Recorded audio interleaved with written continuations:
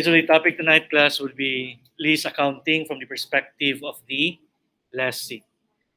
So at this point, hopefully it's clear to you the distinction between the lessor and the lessee.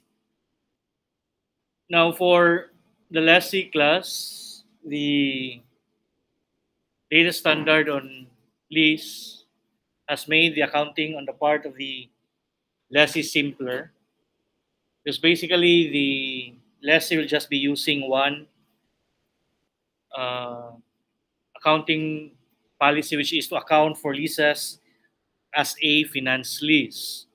And the use of the treatment under operating lease is more of an exemption.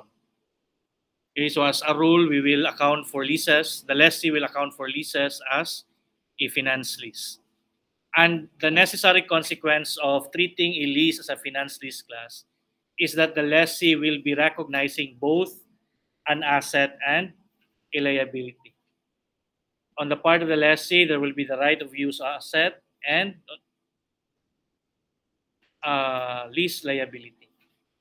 So a lease transaction will result in an asset and liability on the part of the uh, lessee. For the asset class, for the right of use asset, it is to be measured at cost, or basically the amount that you will be paying for the lease. Okay, but as what is applied class, anytime you will use the cost method or the cost model class. If you recall your PPE, your intangible assets, if you acquire an asset over a long period of time, the amount that will be capitalized will not be the face value of the payments or the gross value of the payments. It will always be net of the interest component. In other words, the amount that will be capitalized would be the present value.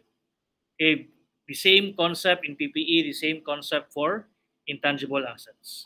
That's why if you also have initial direct costs, the same in PPE and intangible assets, you will have to capitalize your initial direct cost. If you will recall in your PAS 16 or PPE, cost to restore the asset at the end of the life of the asset, will that be capitalized? Yes. So if such cost also exists for your lease agreement, then that will also form part of the cost of your right of use asset. Okay. And then for your liability, basically the same principle for measurement for liabilities. The textbook may not have mentioned it, but as a rule, liabilities are to be measured at fair value. It's just that the problem is what the fair value is to a certain kind of liability will differ to a different kind of liability.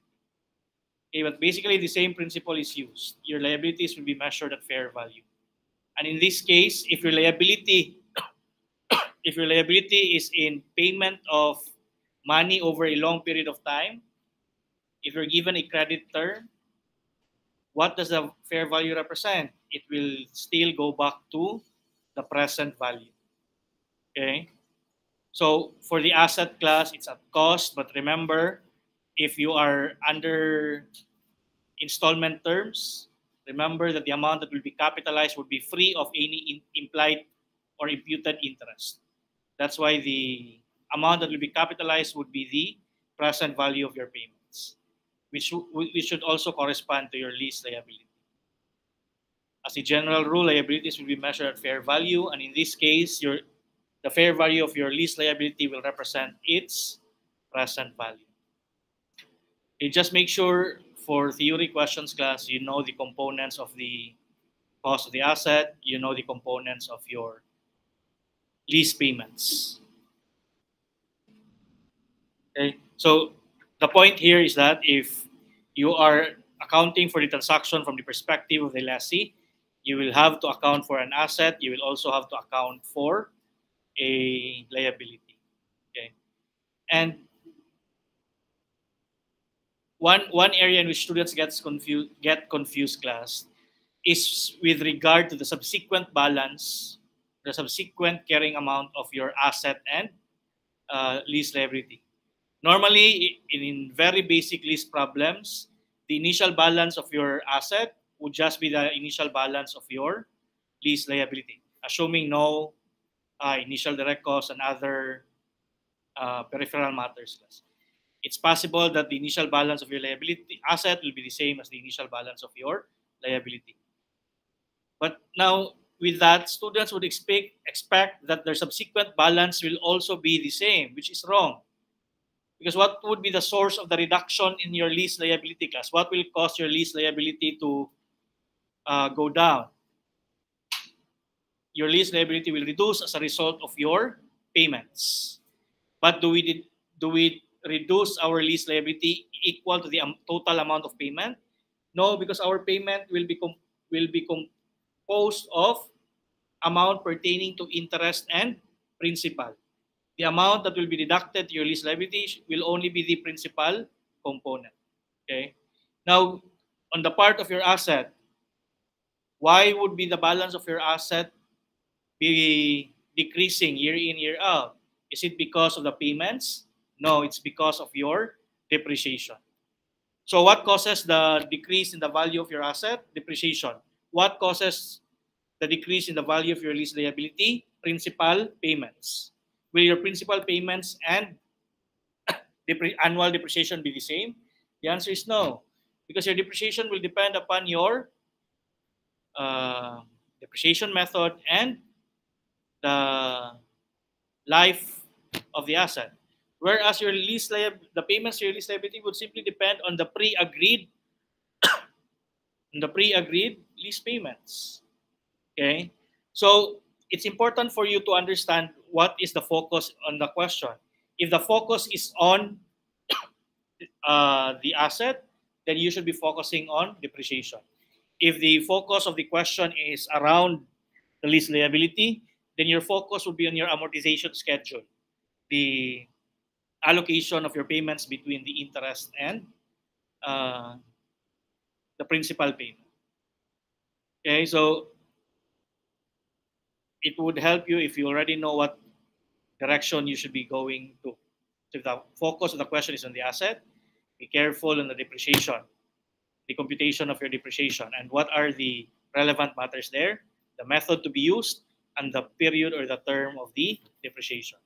If the question focuses on liability, then make sure your focus is on your amortization. And what would be the issues there?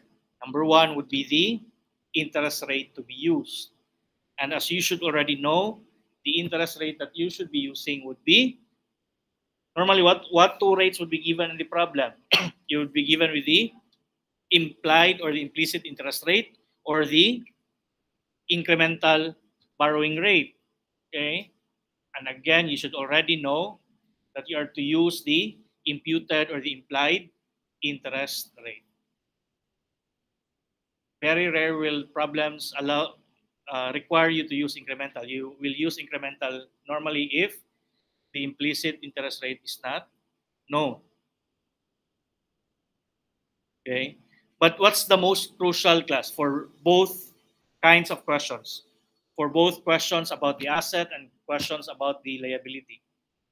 Very crucial here is that you will get the initial carrying amount correct. Because if your initial carrying amount of your asset is incorrect, even if your method is correct, you would still get the wrong subsequent carrying amount. The same is true for your liability. Okay, you would still get the wrong subsequent carrying amount. The initial balances are very important. Now let's answer problem 10-11.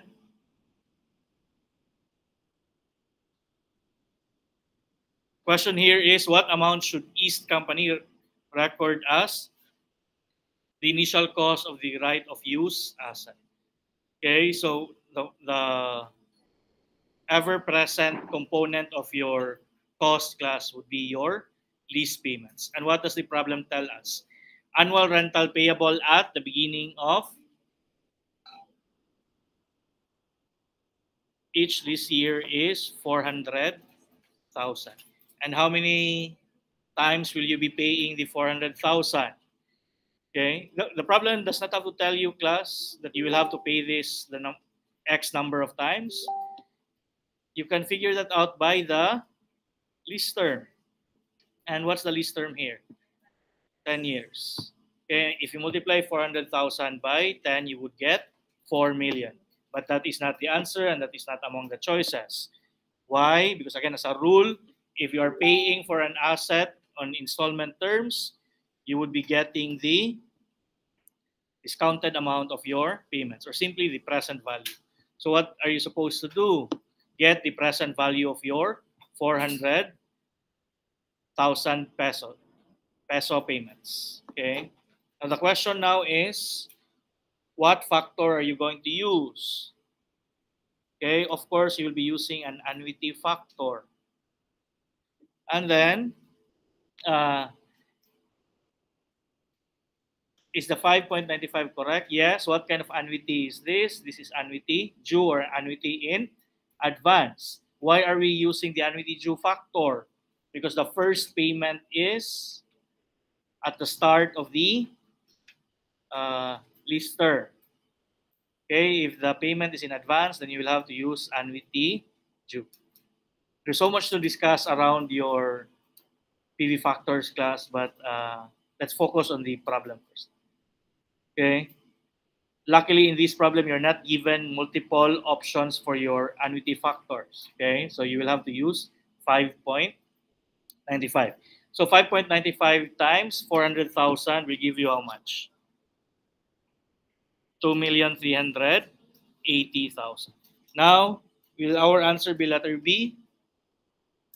No, because aside from the annual rental, we have another component for our cost. We have another amount that we will have to pay as a result of this agreement or transaction. And what am I referring to? I'm referring to your bargain purchase option or your purchase option. Okay, the company has an option to purchase the machine at the end of the lease term by paying 500,000. Okay, so this will form part of the cost of the asset because you will be paying for this. But since this is a future expenditure class, this amount is to be paid in the future at the end of the lease term. Are you going to simply add the 500,000 with the 2,380,000? No, because again, future payments, installment payments will have to be discounted. You will have to get the present value. Okay? And since this is a single or a lump sum payment, you will be using the lump sum factor, which is already given in the problem, which is 0.27. If you multiply 0.27 by 500,000, you would get how much? 135,000. If you add 135,000 and 2,380,000, you will get 2,515,000. 2,515,000, and that will be your answer already. Now, what if you're asked, class, for depreciation? The question now is, how much will be the depreciation on the asset? And the sub-question you will have to ask yourself is, over how many years will I depreciate the asset? Normally, the problem is silent. You will be using straight line. So assuming in our discussion, we will use straight line. The question now is, over how many years? Over how many years will you depreciate the asset? Is it 10 years or 12 years? Is it 10 years or 12 years? It will be the 12 years. Why? Because you will be acquiring the asset. If you will be acquiring the asset, then it should be depreciated over the useful life, unless over the useful life. Okay, so that would be 2515 divided by 12 years.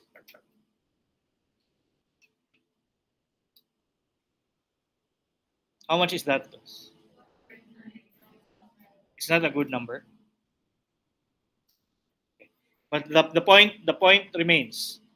Okay, if you will be acquiring the asset, uh, it will have to be depreciated over the useful life. Okay. Now, by the way, if the problem gives you a bargain purchase option class or a purchase option, will that always be included in your cost of the asset class? No. But why did we include it in this problem? Why is the purchase option is included? Because of the certainty class of the exercise or availment of the option. If it says it's reasonably certain, then it will be included. Okay.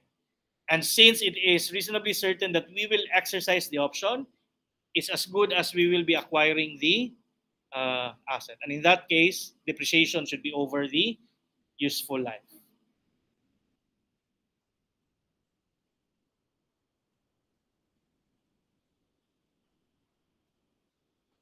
Let's proceed to 10-12. Okay. Question here is what amount should be recognized as depreciation of the right of use asset for the current year? Before we can determine the depreciation, we need to determine the initial carrying amount or the initial cost of the asset. And what does the problem tell us?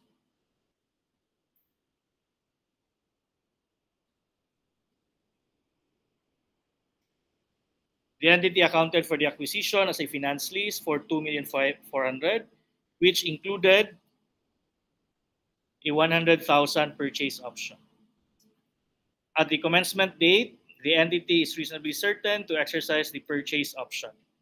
The entity estimated the fair value of the equipment at 200,000 at the end of the 8-year life and regularly used straight line depreciation on similar assets. Okay. So, question: over how many years will we be depreciating the asset class? 5 years or 8 years? 8 years, because again, it's as if we'll be acquiring the asset because there's a purchase option and the exercise of the purchase option is reasonably certain. Okay. And what will we be using as our initial carrying amount of the asset class or initial cost of the asset? It would be your 2,400,000, which already included the 100,000 purchase option. So do we divide 2,400,000 by 8? We already have the initial carrying amount. We already have the number of years. Why is it wrong to divide 2,400,000 by 8? Because there is a residual or salvage value. Where did we get the residual or salvage value? The expected fair value or the estimated fair value of the equipment at the end of its life. Okay? So some of you might always be looking for the word salvage value or residual value, but here, indirectly, we are being told that the salvage or residual value is 200,000 because basically the definition for your residual or salvage value is the value of the asset at the end of its useful life. Okay? So, this would be 2,400,000 divided minus 200 divided by 8 years. How much will that give you? 275,000. So if there will be a takeaway for this problem, number one would be if the purchase option is reasonably certain, the depreciation would be over the useful life. Okay, and number two, do not forget to take into account the residual value at the end of the life of the asset.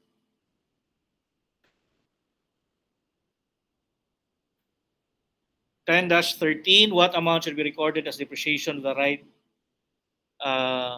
the right of use asset for the current year? At the beginning of the current year, Cola Company signed an 8-year non-cancelable lease for a new machine requiring 750,000 annual payments at the beginning of each year. The machine had a useful life of 12 years with residual value of 300,000.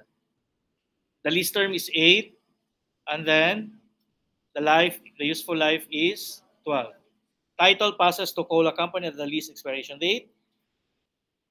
Okay, Coca-Cola Company used straight-line depreciation for all plant assets. Aggregate lease payments have a present value of 5,400,000 based on an appropriate rate of interest. Okay, what method will be used? Straight line. What period will be used, class? It will be the 12 years. Why 12 years? Because title over the machinery will transfer to the entity at the expiration of the lease. Okay, so basically, if the asset becomes the property of the lessee, then it has to be depreciated over the useful life.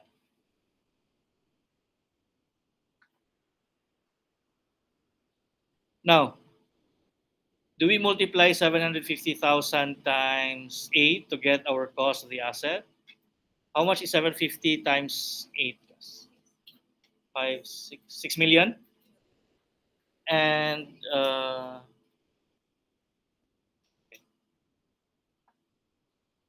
even if you divide that by 8 or 12, the amount will not be among the choices. Am I correct? 6 divided by 12. Is it 675? 500? Now, why is 6 million incorrect? Because again, the 6 million is just the aggregate. The initial carrying amount of your asset should be the present value of your lease payments. And in this case, it was already given in the amount of 5,400,000. So do we divide 5,400,000 by 8 or 12? Do we divide it by 8? Do we divide it by 12? No, because it's not the 5,400,000, but it would be the 5,100,000. Where did we get the 5,100,000? Deducting the residual value of 300. Now, how much is 5,100,000 divided by 8? Divided by 8 or 12? 12. So 5,100,000 divided by 12 will give you how much? 425,000. And that will already be your. Now, what will happen in your exams class, in your part? Will the 5,400,000 be given? No. Okay. So here it's very straightforward because you were already given with the 5,400,000. What will likely happen in the exams? You will be the one. You will be the one that will compute the 5,400,000. Okay.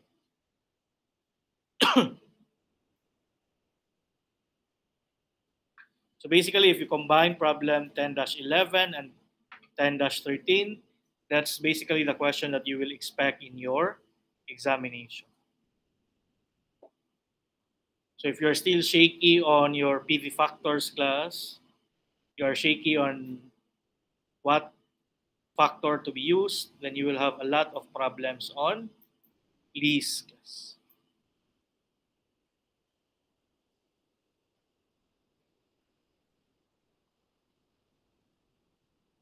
So even with, what's the standard on lease class? Is it FRS 16?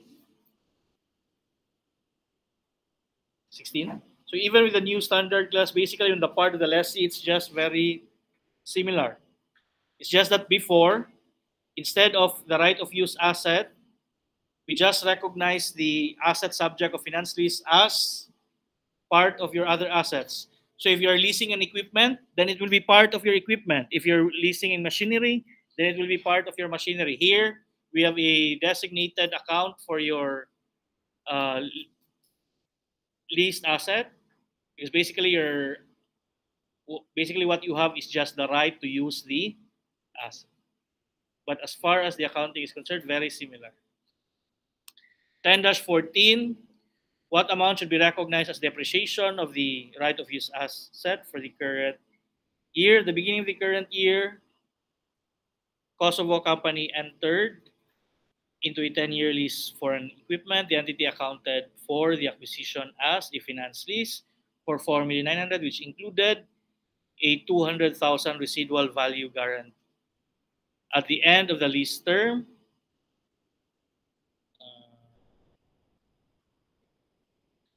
the asset shall revert back to the lessor.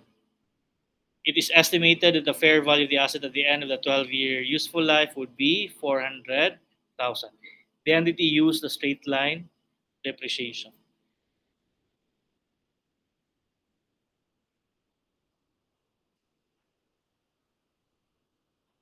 Okay, so class, do we depreciate the right of use asset?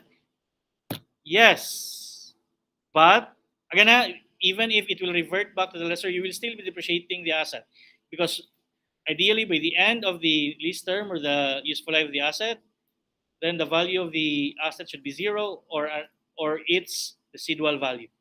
So will we still be depreciating the asset? Yes, but instead of what year would be used, class? 10 years or 12 years?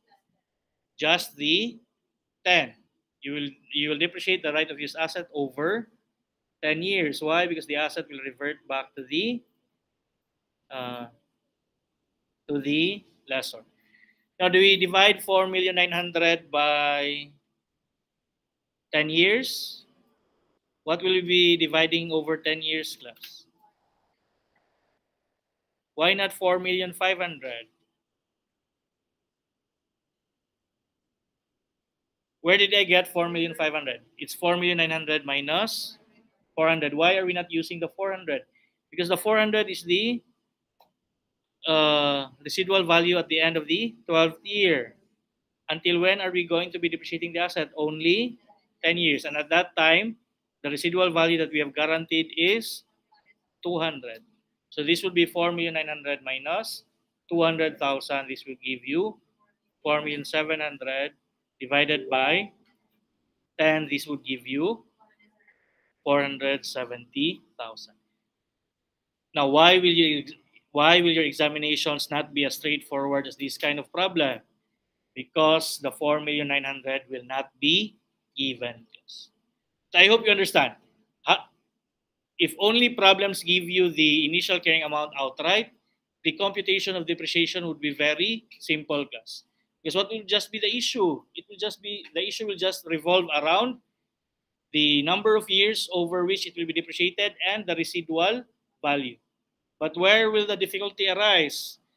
It will arise as a result of the problem with holding the initial carrying amount of your asset. Okay?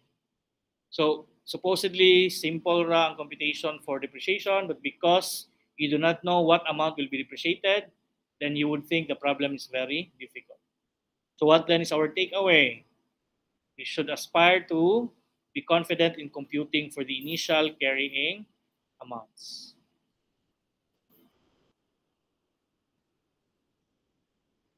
(10-15). What amount should be reported as lease liability? Okay, the company leased an equipment for the entire 9-year useful life, agreeing to pay 500,000 at the start of the lease term on December 31, 2022, and 500,000 annually on each December 31 for the next 8 years. The present value December 31 of the 9 lease payments over the lease term using the rate implicit in the lease, which O company knows to be 10%, was 3,165,000. December 31, 2022 present value is, using 12%, is 2,985,000. So first order of business, class, which amount are we going to be using? The 3,165,000 or the 2,985,000? 3,165,000 because we know that we will be using the present value based on the implicit interest rate. Okay, so very simple issue in the problem, whether or not you know what rate to be used. You're not even asked to do the multiplication, class. You're just asked, the amounts are already given. Okay, but will that be the case in your examination? No. Okay, but again, the first thing here is you should know that we'll be using the 10%. So we have your 3,165,000. Okay, so normally how do you amortize? You multiply the initial carrying amount with the interest rate, correct? How much is the initial balance of your liability? 3,165,000. And we are asked for the next year's balance. So what I'm going to do is to multiply 3,165,000 by 10%, and that will give me 316,500. And basically, that's my interest rate for the first year. And I will deduct that from the 500,000 payment. How much is 500,000 minus 316,500? That's 183,500. Now, if you deduct 183,500 from 3,165, how much will that give us? 2,900,000 something. And why is that not in the choices? Because when did the first payment happen, class? At the start of the lease. So basically, the payment is in advance. If that happens, where do you apply the first payment? The first payment is applied to the principal in full. Because if it's at the start, if payment is at the start, there is no interest yet. Interest accrues through passage of time. So if the payment is made upfront, then the entire payment should be applicable to your principal. Okay? When do you allocate the payment between the interest and the principal? Because only if interest has already accrued. But if it is in advance, then the first payment should be applied to the principal in full. Okay? So when did the lease start? December 31, 2022. When is the first payment? Also December 31, 2022. So the initial lease liability is 3,165,000, but the moment you pay the 500,000, the entire 500,000 will be deducted from the 3,165,000, and that will give you 2,665,000. And what is that balance? That is the balance from January 1, 2023 to December 31, 2023. So that will be the amount that will earn interest for the entire year of 2023. So it will be the 2,665,000 that will earn how much interest, class? 10%. So 2,665,000 times 10% will give you 266,500. Okay, deduct that from your payment on December 31, 2023. How much then will be applicable to your principal? It's 233,500. Okay, deduct 233,500 from what? Deduct 233,500 from 2,665,000. And how much will that give you? 2,431,500. Now, compute for the depreciation for 2022.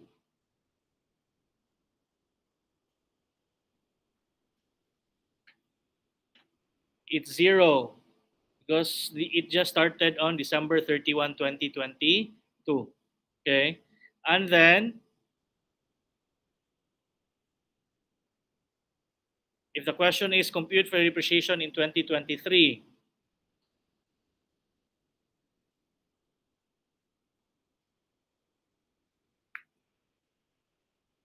you just divide 3,165,000 by 9 years or 8 years? 9 years. How much is 3,165 divided by 9?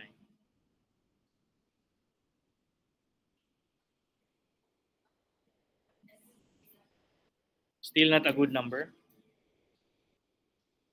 Okay, but the point is, klasa, if we're talking about depreciation, there's no such thing as advance. The advance is relevant when we are talking about your lease liability. Okay? There's no advance depreciation. What we have is advance payments.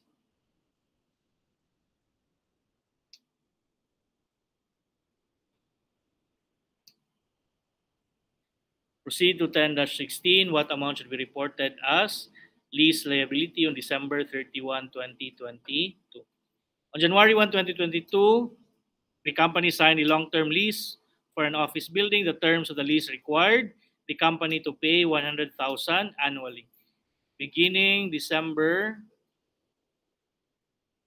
31, 2022, and counting each year for 30 years. On January 1, 2022, the present value of the lease payments was 1,125,000 at the 8% rate implicit in the lease. What amount should be reported as lease liability on December 31, 2022?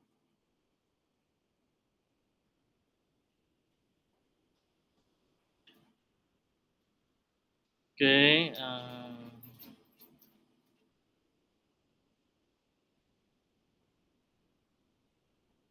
So how much is 8% of 1,125,000?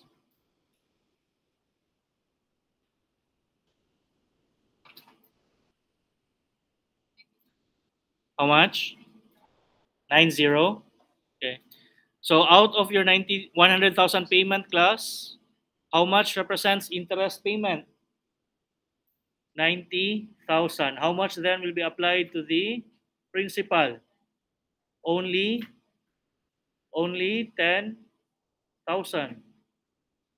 Okay, so you will only be deducting the 10,000 by from 1,125,000. And how much will be your answer here? 1,115,000. You just imagine your 100,000 payment, only 10,000 goes to the principal. Okay, but eventually, after 30 years, the 1,125,000 will be fully paid. And that's it.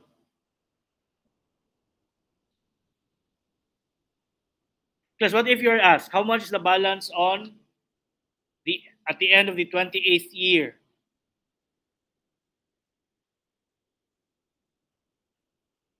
What are you going to do? How much is the balance of the lease liability after 28 years?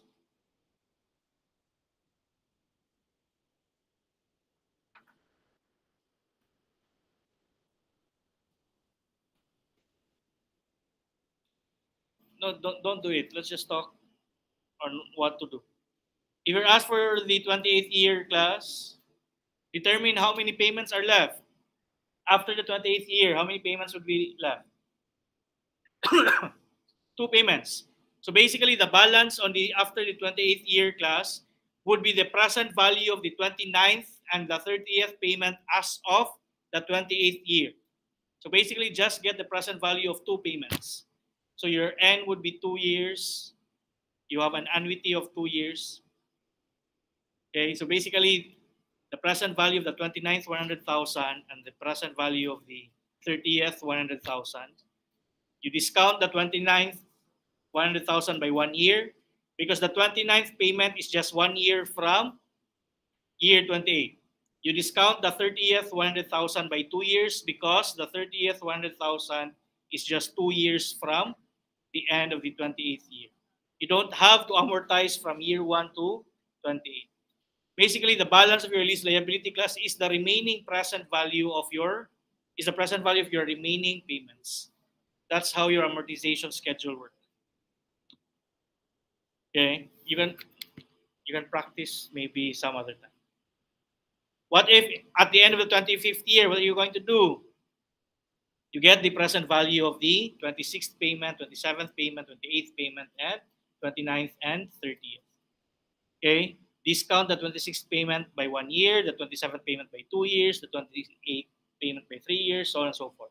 Or simply get an annuity for 5 years. And that will already be your present value at that point. 10-17. What amount should be included in current liabilities on December 31, 2022 in relation to the lease? On December 22, the company leased equipment under a finance lease. Annual lease payments of 200,000 are due December 31 for 10 years. The useful life of the equipment is 10 years and the interest rate implicit in the lease is 10%. The lease obligation was recorded on December 31, 2022 at 1,350,000 and the first lease payment was made on that date. So another instance of an advance payment. What amount should be included in the current liabilities on December 31, 2022 in relation to the lease? So in this case, class, what will be reported as current liabilities? It's basically the principal component of our payment the following year. Okay, when will be the next payment after December 31, 2022?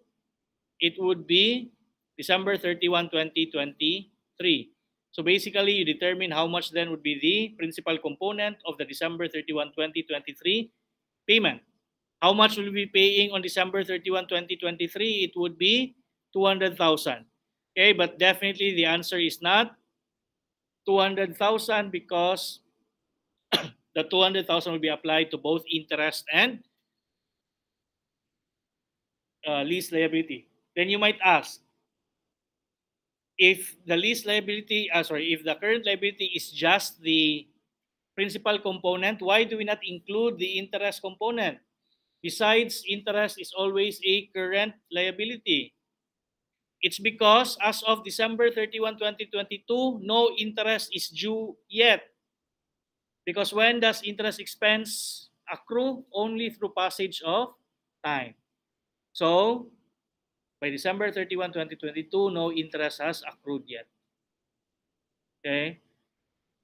So, the amount that will be reported as a liability on December 31, 2022 will just be the principal component of our December 31, 2023 payment.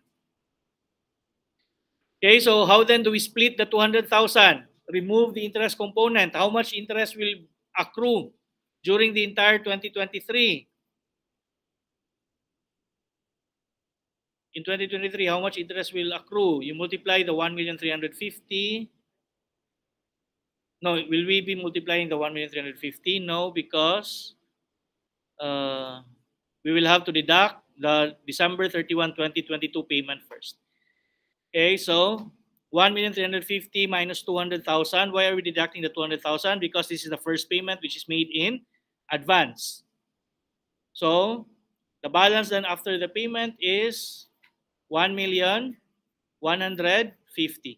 And it is the 1,150,000 that will earn interest in 2023.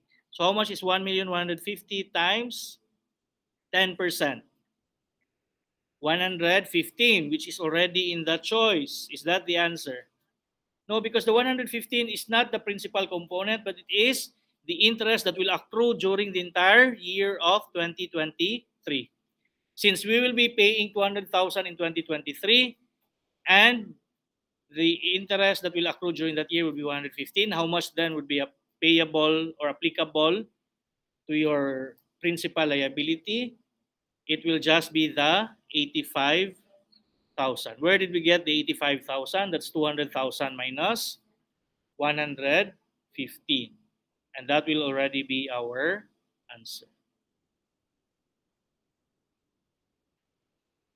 Just be careful. Always check, let's say, if the problem is in advance or not.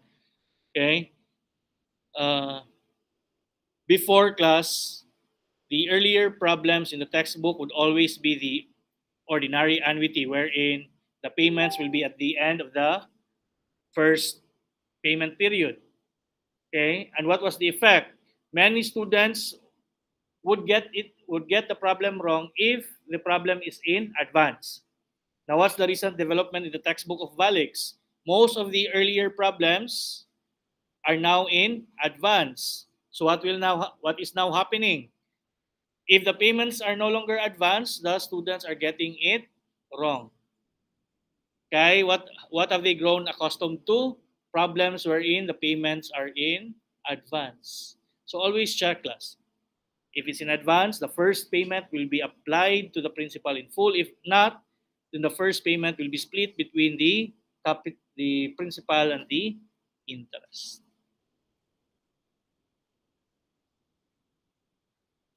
Before, basically, the general rule is payment is at the end of the term or the payment period. Then advance is more of an exemption. Here, we're encountering a lot of problems wherein payments are in advance.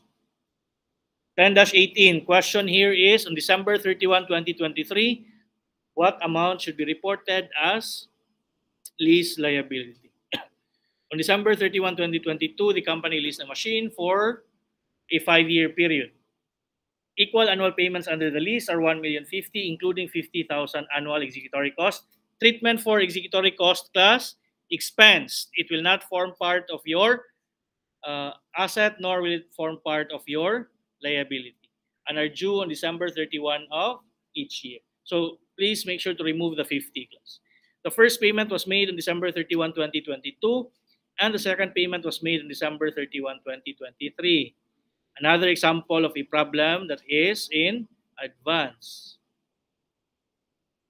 The 5 lease payments are discounted at 10% over the lease term.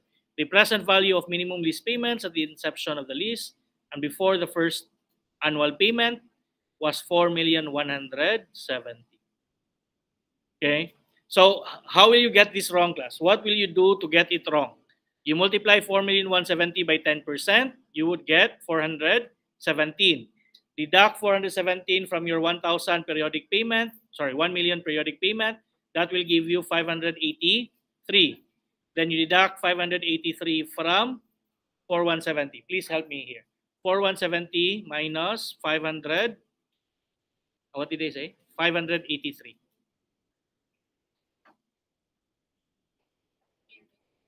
3,587,000.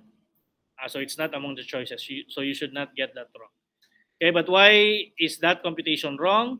Because that would only be correct if the payments are not in advance. So what are we supposed to do first? Upon the first payment, the entire 1 million, just the 1 million, that's very important, just the 1 million. Deduct the 1 million from 4,170,000, you would get 3,170,000. But why is that not the answer? Because we're not looking for the 2022, we're looking for 2023. Okay? So by the end of 2022, the balance is 3,170,000, and it is the 3,170,000 that will earn interest during the entire 2024. So how much then interest will accrue in 2024? You multiply 3,170,000 times 10%, and that will give you 317. Where will the payment of this 317 be taken? It will be taken from our 1 million periodic payment. So if out of our 1 million periodic payment, 317 is applicable to interest, how much then is applicable to your principal? 683. And that is the amount that will be deducted from your 4,170,000. No, it will be deducted to your 317. How much will be deducted, class? I forgot. 683. 683 deducted from 4,170. Sorry, 3,170 will give you how much? 2,487,000. And that will be the answer. What if you'll be asked, how much is the total expenses related to this transaction? How much is the total expenses? Your answer would be composed of what? Number 1, executory costs of 50. Next, interest expense. And your interest expense here is the, was it the 317? Yes. What else could be asked as, what else can form part of your total expenses? The depreciation to your right of use asset class. So although not directly given the problem, make sure you would be able to determine the things that you would need. Okay, so in this problem, it would be a good question if we ask for your total expenses related to the lease. Okay, why would that be a good question? Because it would also test your knowledge on the treatment of the executory cost. Because again, the executory cost will be expensed outright. Then your interest expense and your depreciation. Hopefully that will not be asked. 10-19, on January 1, 2022, the company leased 2 automobiles for executive use. The lease required the company to make 5 annual payments of 1,300,000 beginning, again, in advance. So my worry now, class, is that if you will be given a problem that is not in advance, you will be treating it in advance, because that's basically what we've been dealing with here. So always be careful, class. Do not think that you just be careful. At the end of the lease term, December 31, 2026, the company had the residual value guarantee at the of the automobiles at a total of 1 million. 2026 is after 5 years. The interest rate implicit in the lease is 9%. The present value for the 9% rate implicit in the lease are 4.24, 3.89, and 0.65. Okay, so what's our lease payments? So here you're being tested on your knowledge on what factor to use.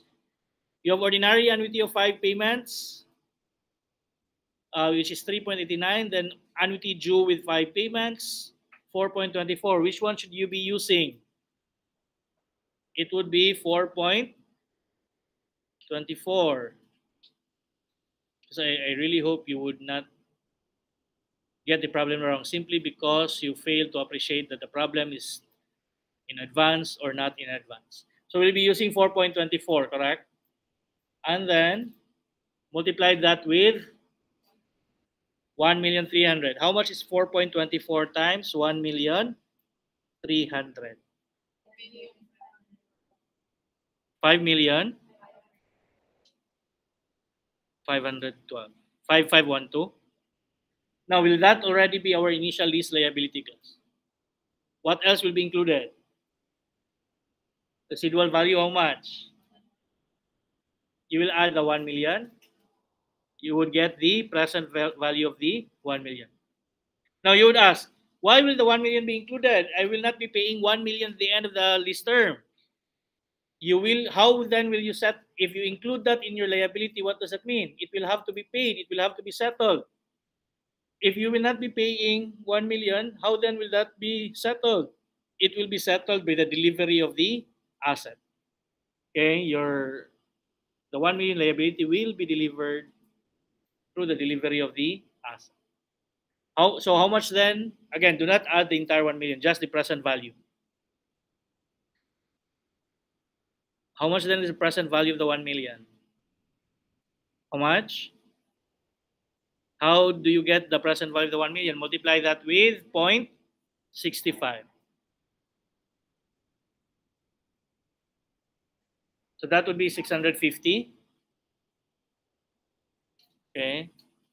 So 650 plus, how much was it? 5,512. So 5512 plus 650, how much would that give you? 6 million. Sorry, 6 million. 6162. Okay, what do? Do you multiply 6162 by 9%? No, reduce it first by our first payment. How much is our first payment? 1,300,000. Do we deduct the entire 1,300,000? Yes, because this is in advance. No interest is accrued yet. So is it 6612? 6612 minus 6162. 6162 minus 1,300,000 will give you how much? 4,862. But that is not the answer, correct? The 4,862 is the balance on January 1 after payment. What are we being asked? We are asked for the balance on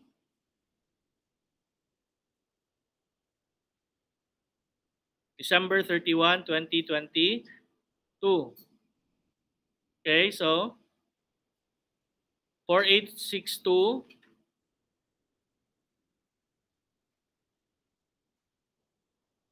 wait, the payment will be, when will be the next payment?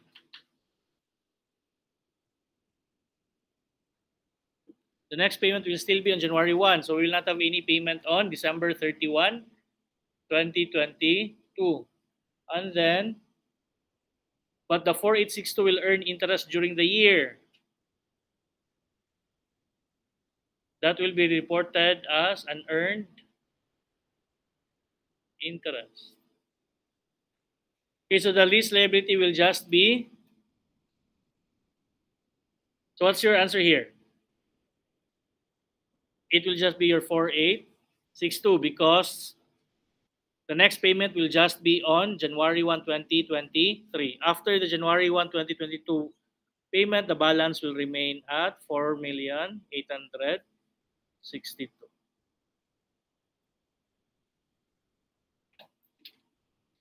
Proceed to 10-20. What amount should be reported as principal lease liability on December 31, 2022? On January 1, the company entered into a 10-year lease agreement with the lessor for industrial equipment. Annual lease payments of 1 million are payable at the end of the year. The company knows that the lessor expects a 10% return in the lease. The equipment is expected to have an estimated useful life. In addition, a third party had guaranteed to pay Ward Company a residual value of 500,000 at the end of the lease. Okay.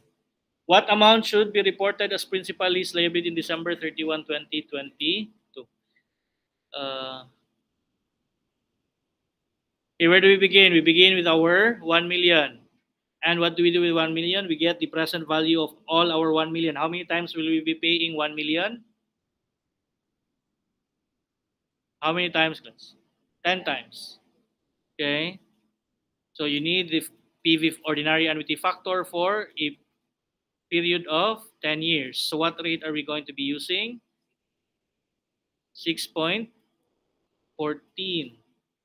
Okay. So how much is 1 million times 6.14? That will be 6,140,000. Plus there's a residual value here, 500,000. Then you're given with the present value of 0.39. Will you include the present value of the 500,000 class? Will the present value of the 500,000 be included?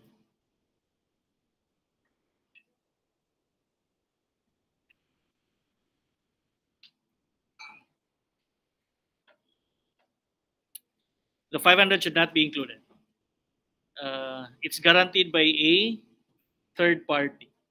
Okay, so whether the value decreases below 500 is not our obligation. So we'll have 6,140,000 multiplied by, class, this is no longer advanced class, 6,140,000 times 10% to get the interest that will accrue for 2022, and that will give you 614,000. Our annual payment is 1 million. So out of our 1 million payment, 386 will be applied to the principal. How much is 386 deducted from 6,140? 5 million. And that will already be your answer. So what will be the takeaway from this problem? The treatment of the 500,000. What did we do with the 500,000 class? Ignored. Why was it ignored? Because it is an unguaranteed residual value. But you would say, the problem expressly states that it is guaranteed. But who made the guarantee class? A third party. Because this is a common source for a good MCQ theory question class. You'll be asked which of the following is to be included in your lease payments. For your lease payments. Supposedly you will only include the guaranteed residual value. Then the choices will give you residual value guaranteed by a third party. Remember, class, a residual value guaranteed by a third party is not a guaranteed residual value. It will be considered as an unguaranteed. Okay.